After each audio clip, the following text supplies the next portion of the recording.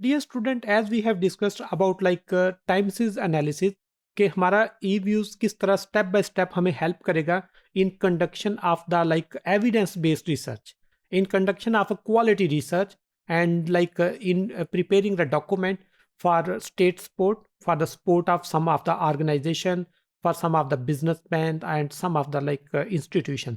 किस तरह हम डेवलप करते हैं। तो उसके लिए ई व्यूज जिस तरह हमें हेल्प करता है टाइम सीरीज मैनेजमेंट में, इसी तरह पैनल डेटे में भी हेल्प करेगा। अब पैनल में और टाइम सीरीज में यही डिफरेंस है कि अगर आपके पास लॉन्ग टाइम पीरियड की इंफॉर्मेशन है,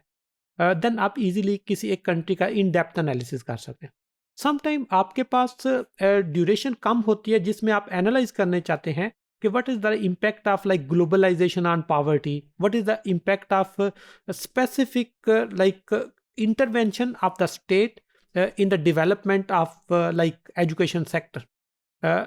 for the enhancement of the quality education state ने कोई intervention की तो उसको चेक कर सकते हैं। या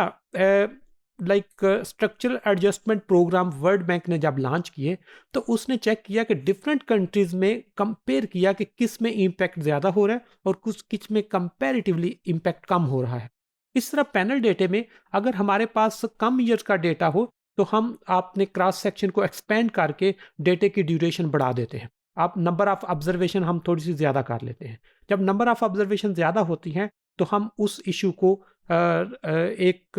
ऑथेंटिक रिसर्च के थ्रू, एक एफिशिएंट फाइंडिंग के थ्रू इशू को रिजॉल्व करते हैं। तो इसलिए जिस वक्त हमारे पास पैनल डेटा आता है तो हमारी ऑब्जर्वेशन हम बढ़ाने के लिए हम क्रॉस सेक्शन को एक्सपेंड कर देते हैं। सेकेंडली, समटाइम आपका जो पैनल होता है वो होमोजीनियस होता है, समटाइम पैनल हेट्रोजीनियस होता है। तो इसलिए जिस वक्त आपने ई व्यूज को यूज करना है कि किस तरह हम स्टेप बाय स्टेप एनालिसिस करेंगे, तो थ्योरेटिकली पैटर्न सेम होगा as we have discussed in like your time series analysis.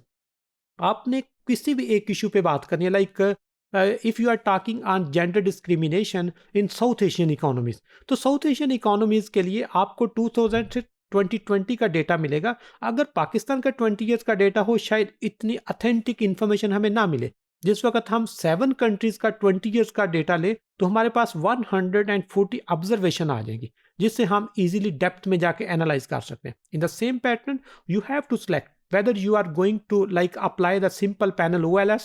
you have to like option, you have the option to apply the panel fixed effect model, you have the option to apply panel random effect model, Hausman specification आप उस पर apply करेंगे। then on the basis of your empirical investigation you can suggest the policy recommendation to the state, policy recommendation to some of the organization, even sometime किसी project में state की intervention होती है उसको हम सजेस्ट कर सकते हैं कि on the basis of unbiased estimation findings ये आ रही हैं और आप अपनी इंटरवेंशन चेंज करें। जब इंटरवेंशन चेंज करेंगे ऑटोमेटिकली इम्पैक्ट भी चेंज हो जाएगा। इसलिए ई व्यूज़ हमें हेल्प करेगा कि किस तरह हम किसी भी इशू पे ग्राफिकल एनालिसिस कर सकते हैं, हम डिस्क्रिप्टिव एनालिसिस कर सकते हैं, हम उनके कोरिलेशन चेक कर सकते हैं विद डिफरेंट कंट्रीज कि कौन से कंट्रीज किसके साथ स्ट्रांगली एसोसिएट कर रहे हैं, कौन से कंट्री किसके साथ वीक उनकी एसोसिएशन एग्जिस्ट करती है। तो ई व्यूज उसमें हेल्प करेगा किस तरह आप एक क्लिक पे अपनी रिक्वायर्ड इंफॉर्मेशन कलेक्ट कर सकते हैं।